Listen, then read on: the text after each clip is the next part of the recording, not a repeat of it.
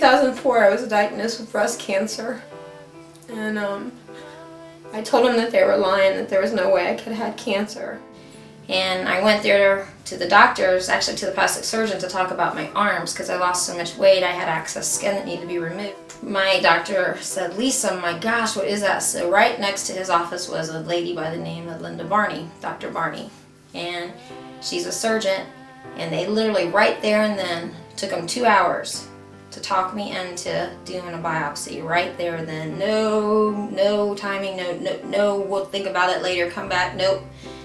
So they did it. She cut my skin open, but Tim was there, and he leaned over the top of me and looked me in my eyes, and he held me while she took out the pieces to do the biopsy, and she said she would be baffled if it didn't come back that it was cancer. And 3 days it came back it was cancer. 2 weeks later I was on the operating table. I had to have both of my breasts removed. I was a grade 3 stage 2B. Had positive lymph nodes. That means I had my lymph nodes in my right arm were infected with the cancer, so now I deal with lymphedema. After we had the surgery, I was going through chemo. And the very first time I went into the chemo room, you just see a whole bunch of chairs, reclining chairs, and people are sitting there, and they put a port in my chest, and it's here, and it's been in there since 2004. I was 2 months into my treatment there, and my insurance company dropped me. And the doctor asked me to come into his office. I went into his office, and he proceeded to tell me that I couldn't come back to his office for any more treatments until I had insurance, even though they knew I was pending for Social Security. And I needed a Neulasta shot, and he refused to give me that shot. And he made a telephone call to the house and said that something seriously bad could happen to me if I didn't get the shot, but they refused to give me the shot. So that night, Tim watched me sleep and would wake me up. And he's like, it was a very scary night. The next morning I called Kettering Breast Cancer. It's a different hospital, told them what was going on. I got a phone call from the doctor's office telling me, and I was actually from the doctor telling me I was trying to give him a bad name, which I wasn't. I just told him I was a single mom trying to raise 3 boys and was trying to stay alive. So he ordered me to have the shot, and I went to the hospital to have a shot. 2 weeks later I got a bill for $1,590-something for this Neulasta shot. After that, I went for about 2 or 3 months without any chemo. I went to the Breast Cancer Foundation, and they told me that I wasn't old enough to get cancer. I had to be 40 years old, and I didn't meet the criteria for the Breast Cancer Foundation. Then I went to get on welfare, which about killed me. And they told me that they couldn't help me. I had a lapse for 6 months off of insurance. Finally, at Ohio State University, the Cancer James Center, talked to the Regency Center up there, and Dr. Shapiro took me on every 7 days. Every Monday I went for treatment. Tim would drive me there, and we'd open the place and close the place, and we thought we had it conquered, and the end of December of 2004 we thought we won the battle. But I still wasn't feeling right, and I tried to get on with my life. Finally in 2006 they did another PET scan on me. By this time I was on Social Security, and they had told me my cancer had reoccurred in the same breast that they had already removed. But keeping in mind they've already removed both of my breasts, so why it came back into my breast tissue we don't know. In 2007 I was going through the cancer still, and my house caught on fire at 1:15 a.m. and something happened that night, and I was rushed to the hospital, and they said that they had to bring me back. We stopped by the house after they released me from the hospital. We stopped by to see the damage, and at first there was just like a little hole in the ceiling. We thought, okay, we can handle this. It was an electrical fire. And we got a phone call at 2:15 saying, and this was in the afternoon, that the house had restarted on fire again. I was devastated. We lost everything I had ever worked for.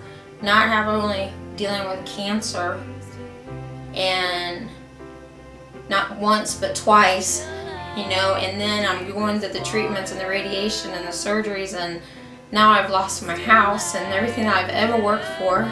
The community came together and helped rebuild our house, and the vendors were like I always said, thank you, Earth Angels. I mean, everybody I've met, even though the journeys that I have walked have been very hard, I've been blessed 1,000 times more, but you know, all of the vendors and the way everybody put the house together, the rebuild, and the companies that I've talked to help, and then they did motorcycle runs, and I would hand out flyers, and once I handed out a flyer to this man, and people were like, don't go up to them, they look mean. I'm like, they're not mean, they're just bikers. And I met the Sons of God of Dayton, of Jerusalem, and I met Cecil and Doc and Froggy.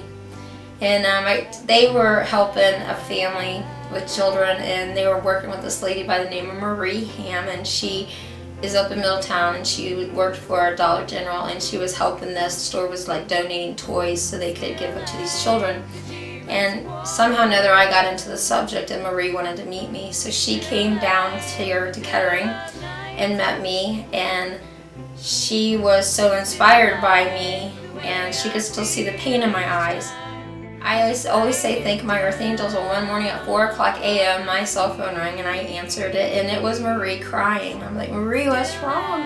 She said, Lisa, I have to ask you a question. I'm sorry I have to ask you. I said, but I want to know if I can start a scholarship foundation in your honor. I said, what? And she's like, could I start a scholarship foundation called Heaven's Earth Angels in the honor of Lisa Moore and Mitchell Willams?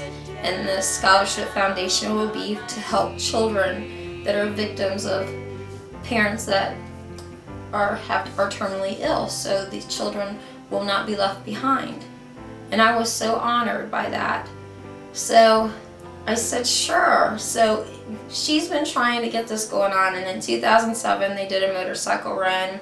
She did a couple of sweetheart dances, benefits and things. We even helped this little girl, Emily, had leukemia at the last motorcycle run. Met a lot of awesome people. I can't believe they put me in a sidecar in 2008 and then the motorcycle run. It was awesome.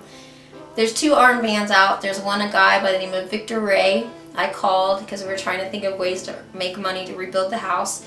And he said, Lisa, I got an armband, and it's half black and half pink. And that pink could be for your cancer and your strength. That black is for your strength. We need to think of a saying and think about what people would want to wear it for. I said, well, how about thank you, Earth Angels? And he told me that if we ever get this foundation going, that he would definitely help with the foundation. So I hope that, if anybody is interested in this story, or anybody is willing to help us out. We're having problems with getting, the whole thing going with the foundation and stuff. But the reason why this foundation inspires me is that when Marie approached me with it, it was everything that I've been trying to do. I know I'm not the best mom in the world. I'll never claim to be. I've made many mistakes. I've made many choices that my children have had to deal with, and I've made wrong choices. But what's inspired me with this is that this foundation is for children. And there's nothing out there for children that after the parent has deceased from cancer. I mean, the Cancer Society, if you look, the American Cancer Society, the thing, no child is left behind. They are left behind. My kids, they've lost everything. They tell me all the time, Mommy, you can't go nowhere. You're our rock. You're all we got. And it's what inspires me is that I know that if something was to happen to me, that the foundation will be there to help my boys if they need help. It's going to help other families that need help. And it's real important for me that kids be able to get their education. Even though I've lost my chest 3 times, and I've had the holes in my back, and I'm getting ready to go back for surgery again on March 11th, and there's another spot on my right side.